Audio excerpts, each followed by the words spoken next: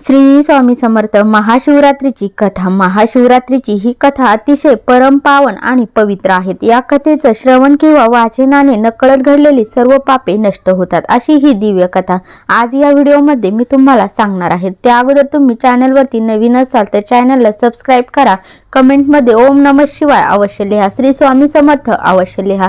चला तर मग कथेला सुरुवात करूया. विंध्य पर्वतात एक शिकारी राहत होता. तो हिंसक आणि निर्दयी होता. एके दिवशी नेहमीप्रमाणे शिकारी करण्याच्या तयारीने शस्त्र, फासे, जाळे सोबत घेऊन तो जंगलात गेला. तिथे भगवान शंकरांचे मंदिर होते. तो दिवस होता महाशिवरात्रीचा पर्व काळ आणि त्या दिवशी सर्व बाजूने शिव मंदिर सुशोभित केले होते. मंदिराचा कळस चमकत होता. मंदिरातील शिवलिंगाचे भक्त मनोभावाने पूजा करीत होते. ब्राह्मण समुदाय रुद्रघोष करत होते. अखंड अभिषेकाची धार शिवलिंगावरती धरली होती. टाळ मृदुंगाचा गजरात भगवान शंकराचे कीर्तन चालू होते. हर हर असा जयघोष भक्तजन करत होते. अनेक दिवे लागले होते. सुगंध दरवळत चहूकडे पसरला होता. त्या ठिकाणी तो शिकारी आला. त्याने ते सर्व वातावरण पाहिले. सर्व लोकांची टिंगल करून तो तिथून हर हर असे बोलून चालला. टिंगल करता करता त्याच्या जिभेला शिवशिव म्हणण्याची सवय लागली. तो दाट जंगलामध्ये गेला. संध्याकाळपर्यंत त्याला कोणत्याही प्राण्याची शिकार काही मिळाली नाही. सूर्यास्तानंतर काळोख पसरला. आकाशात चांदण्या चमचमत होत्या. फिरत फिरत तो शिकारी एका सरोवराच्या तीरावरती आला. तिथे एक बेलाचे वृक्ष होतं. शिकारीसाठी ती योग्य जागा आहे असे त्याला वाटून तो त्या वृक्षावरती चढून बसला. हातात धनुष्य पकडून बाण धरून येणाऱ्या सावजाकडे लक्ष देऊ लागला. पण त्याच्या पुढे बेलाच्या वृक्षांच्या डहाळ्या येत होत्या, त्यामुळे त्याला काही नियम साधता येईना. तेव्हा फांदीवरील बेलाचे पाने तोडून त्यांनी खाली टाकायला सुरुवात केली. त्या बेलाच्या वृक्षाखाली ब्रह्मदेवाने स्थापन केलेले शिवलिंग होते. त्यावर बेलाची तोडलेली पाने पडू लागले आणि अशा प्रकारे शिकाऱ्याकडून नकळत शिवरात्रीचे व्रत घडले होते. त्याला उपवास जागरण घडले होते. त्याच्या जिभेला हरहर म्हणण्याचा चाळा लागला होता आणि शिवलिंगावर वरतून पाने पडून पूजाही घडत होती. रात्रीचा एक प्रहर उलटून गेला. त्या सरोवराच्या काठी एका गर्भिणी सुकुमारी हरिणी पाणी पिण्यासाठी आली. तिला दुरूनच दिसले. साक्षात मृत्यूचे रूप घेऊन शिकारी आपल्यावरती बाण रोखून बसला आहे. तेव्हा ती मनुष्यवाणीने त्या शिकाऱ्याला म्हणाली, हे महापुरुषा, एक रथ भरून छोटे जीव मारले तर एक हरिण वधाचे पातक, 100 हरिण वधले तर एका बैलाच्या हत्येचे पातक, 100 बैले मारले तर एका गौहत्येचे पातक, 100 गौहत्या केली तर एका ब्राह्मणाच्या वधाचा दोष, 100 ब्राह्मण वधाचे पातक म्हणजे एक स्त्रीवध आणि 100 स्त्रियांचे हत्येचे पाप एका गुरु हत्येच्या पापापेक्षा शतपट असते. तरीही माझा अपराध नसताना माझ्यासारख्या गर्भिणीला मारू नकोस. माझ्या उदरातील निष्पाप कोवळ्या जीवाचा वध करून दोष घेऊ नकोस. मनुष्यवाणीने त्या बोलणाऱ्या हरिणीला पाहून शिकाऱ्याला आश्चर्य वाटले. तो म्हणाला, मनुष्यवाणीने बोलून तू एवढे शास्त्र कसे काय सांगते? माझ्या कुटुंबातील लोक माझ्यावर उदरनिर्वाहासाठी अवलंबून आहेत. ते आज दिवसभर माझ्यासारखेच उपाशी आहेत. तरी सुद्धा तुझ्याशिवाय माझ्या अंतःकरणात करुणा उत्पन्न झाली. तू पूर्वी कोण होतीस? तुला एवढे ज्ञान कुठून मिळाले? ते सर्व काही मला सांग. हरिणीने बोलायला सुरुवात केली. ती म्हणाली, पूर्वी देव दानवांनी केलेल्या समुद्र मंथनातून जी 14 रत्ने निघाली त्यात मी एक ब्राह्मण नावाची अप्सरा म्हणून निर्माण झाली. माझ्या रूपावर देव ऋषी अनुरुक्त झाले. त्यांचे मनोरंजन करणे माझे काम होते. स्वर्गातील दिव्य भोग भोगून सौंदर्याने उन्मत्त होऊन शिवभजन, शिवरात्र, सोमवार, प्रदोष व्रत वगैरे सर्व काही सोडले. अमृतपान सोडून मद्यपान करू लागले. देवांचा संग सोडून हिरण्य नावाच्या राक्षसाजवळ राहू लागले.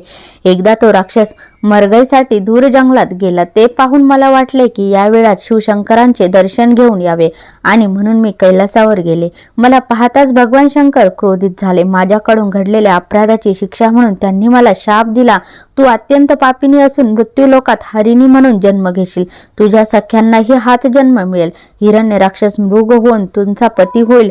तो शाप ऐकून मी भयभीत झाले आणि श्री शंकरांच्या चरणी क्षमायाचना करून ओशाप देण्याची विनंती करू लागले. तेव्हा त्या दयाळू भोळ्या शंकराने तेव्हा मला ओशाप दिला. 12 वर्ष झाल्यानंतर तुम्ही तात्काळ माझ्या चरणी याल.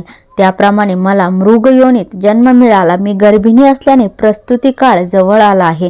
तेव्हा मी ठिकाणावर जाऊन आपल्या पिलाला जन्म देऊन येते. त्यानंतर तू माझे प्राण घेतले तरीही चालतील. शिकारी म्हणाला, तुझ्या गोड बोलण्यावर माझा विश्वास नाही. खोटे बोलून हर तऱ्हेने प्राण वाचवावा हे प्राण्यांनाही कळते. तेव्हा तू महापापाचं उच्चारण करून शपथ घे, मग मी तुला जाऊ देतो. तेव्हा ती हरिणी म्हणाली, मी जर खोटं बोलत असेल तर ब्राह्मण कुळात उत्पन्न होऊन जो मनुष्य वेदशास्त्र शिकत थकत नाहीत, संध्या करत नाहीत, सत्य पवित्र यांच्यापासून वर्जित असतो, त्याचे पातक माझ्या माथी पडो. वेदांची विक्री, परफेडा दानात विघ्न, गुरु शिव शिव यांची निंदा करणाऱ्यांची, यतीची निंदा, द्वैतमताचा प्रचार करणाऱ्यांचे, त्याचप्रमाणे देवळात पुराण ऐकताना पान चढवणारे, देवळात स्त्री बरोबर व्याभिचार करणाऱ्यांचे पाप मला लागो. असं ती म्हणाली. ती पुढे म्हणाली, जे दुसऱ्यांचे वर्मे काढतात ते या जन्मी कावळे होतात. विद्या असून जे लोक शिष्यांना देत नाहीत ते पिंगळाच्या जन्माला जातात. जे ब्राह्मण अनुचित दान घेतात त्यांना पूर्वजन्मात गंडवाळ होतात. जे दुसऱ्यांच्या गायी पळवून आणतात ते या जन्मी अल्पायुष्य होतात. जो राजा प्रजेला त्रास देतो तो वाघाच्या किंवा सापाच्या जन्माला जातो. जो साधूला छळतो त्याचा निर्वंश होतो. ज्या स्त्रिया व्रत नियम करतात, घरात धान्य असून पतीला जेवायला घालत नाहीत त्यांना वाघाचा जन्म येतो. ज्या कुरूप म्हणून पतीचा त्याग करतात त्या पुढील जन्मी बालविधवा होतात. तेथेही व्याभिचार होऊन शेवटी वैश्य होतात. पतीची निंदा करणाऱ्या दासी किंवा कुलटा होतात. आई वडिलांना छळणारे माकड होतात. सासू सासऱ्यांना त्रास देणारे निसंतान होतात. ही हरिणी त्या शिकाऱ्याला म्हणाली, तुला वचन देऊन मी जर नाही आले तर ही सर्व पापे मला लागो. मी खोटे बोलले तर शिवपूजेचा अपहार केले असे होईल. तिचा तो निर्धार आणि शपथ ऐकून शिकाऱ्याच्या मनात विश्वास निर्माण झाला. तो तिला म्हणाला, हे पतिव्रते, तू आता जा, पण रात्र संपताना परत ये. तू पुण्यवंत होऊन शिवपदात जाशील असा आशीर्वाद देऊन आणि पाणी पिऊन हरिणी तिथून निघून गेली. शिकारी पुन्हा बेलाची पाने तोडून खाली टाकू लागला. आता 2 प्रहर रात्र झाली आणि शिकाऱ्याचे 7 जन्माचे अर्धे पाप जळून गेले. शिकारी शिवस्मरण करत होता. त्याला त्याची गोडी लागली होती. हरिणाच्या मुखातून निरूपण ऐकल्याने त्याला जागरणही झाले होते. त्यावेळी तिथे दुसरे एक हरिण तिथे आले आणि पाणी पिऊ लागले. तिला पाहून शिकाऱ्याने धनुष्यबाण सज्ज केला. ते पाहून हरिणी म्हणाली, शिकाऱ्या, माझ्यावरती दया कर. पतीला भेटण्याची मला ओढ लागली आहे. मी माझ्या इच्छा पूर्ण होऊ दे. मी पुन्हा परत येईल.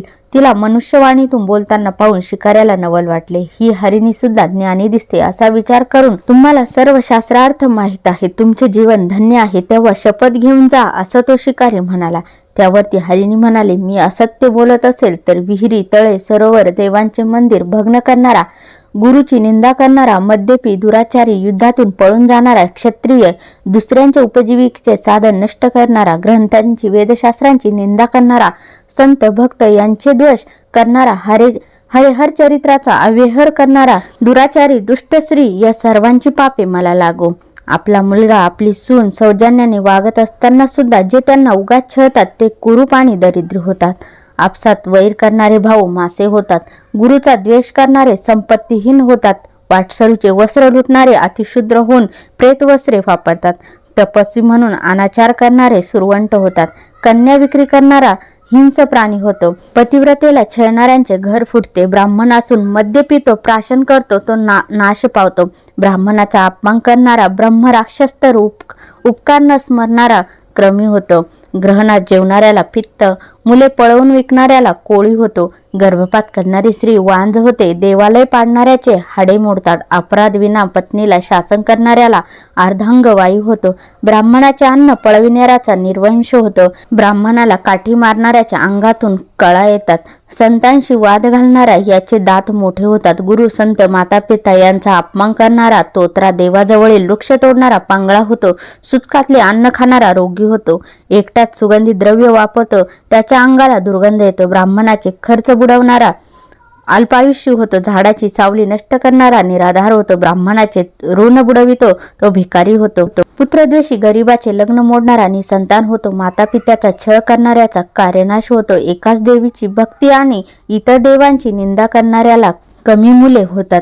गौवत करणाऱ्याला कर्कशा बायको मिळते. बैलाला मारणाऱ्यास मूर्ख पुत्र होतो. आपल्या गुरुचा त्याग करणारा अल्पायुष्य होतो. सूर्याकडे तोंड करून जो लघुशंका करतो तो दंतहीन पांढरे केसांचा होतो. लहान मुलाच्या मृत्यूने शोकाग्रस्त झालेल्यांना हसणारा निपुत्रिक होतो. असे म्हणून ती हरिणी म्हणाली, मी पतीला भेटून लवकर परत नाही आली तर मला ही सर्व पापे लागो. शिकारी तिला म्हणाला, ठीक आहे, तू फार ज्ञानी दिसतेस. घरी जाऊन लवकर परत ये. त्यानंतर एक हरिण पाणी पिण्यासाठी सरोवराकाठी परत आले. त्याच्यावर बाण पकडताच तो शिकाऱ्याला म्हणाला, माझ्या पतिव्रता स्त्रियांना मी विचारून येतो. तुला दिलेले वचन मी नाही पाळले तर कीर्तनात विघ्न आणणाऱ्याचा निर्वंश होतो. शूद्र ब्राह्मण कर्म करणारा नरकात जातो. तीर्थयात्रेत विघ्न आणणाऱ्याच्या अंगावर जखमा होतात, तोही नरकात जातो. आई वडिलांचा द्रोह करणारे व्याधीग्रस्त होतात, पिशाच्च होतात, गुरुद्रोही भूत योनीत जातो. भरपूर जेवण घेणाऱ्या सदृढ ब्राह्मणांना हसणाऱ्याला अन्न वेचव लागते. देवळे पाडणारा भगवान शंकरांची पिंड फोडणारा, देवाचे उपकरणे अलंकार चोरणारा पंडुरंगी होतो. मित्रद्रोह, आई वडील गुरु यांची हत्या, विश्वासघात, गायी ब्राह्मणांच्या वरील मृत्यू संकट सामर्थ्य असून निवारण करत नाहीत. ब्राह्मणाला बाहेर थांबून घरात अन्नभक्षण करतात, सोयऱ्यांची प्रार्थना करतात, त्यांना संग्रही पोटचोळी दुखणे होतात. पंचयज्ञ न करणारे, ब्राह्मणाची घरे जाळणारे, गरिबाला वाटेत लुटणारे, संतांचा अपमान करणारे, गुरुला छळतात, त्यांची परीक्षा घेतात, त्यांच्यावर आरोप करतात, ती माणसे निपुत्रिक राहतात. शिवकीर्तन न ऐकणारे कर्णपीडित होतात, बडबड करणारे बेडूक होतात, शिवकीर्तनात झोपणारा साप होतो, वाद घालणारा पिशाच्च होतो. अशा तऱ्हेने अनेक पापे मी जर वचनभंग केला तर माझ्या माथी पडो. शिकाऱ्याला आता शिवनामाची फार गोडी लागली होती. त्याचा कंठ दाटून आला, डोळ्यातून अश्रू ओघळू लागले. बेलाची पाने तोडून तो खाली टाकतच होता. शिवपूजन घडतच होते. रात्रीचे 4 प्रहर शिवजागर झाला. रात्र संपली, अरुणोदय झाला. डोळ्यासमोर तिसरी हरिणी आली. आपण हिला तरी मारावे असा विचार शिकाऱ्याच्या मनात आला. तोच हरिणी मनुष्यवाणीने बोलू लागली, व्याधा, तू मला मारू नकोस. घरी माझे बाळ आहेस, त्याला स्तनपान देऊन मी परत येते.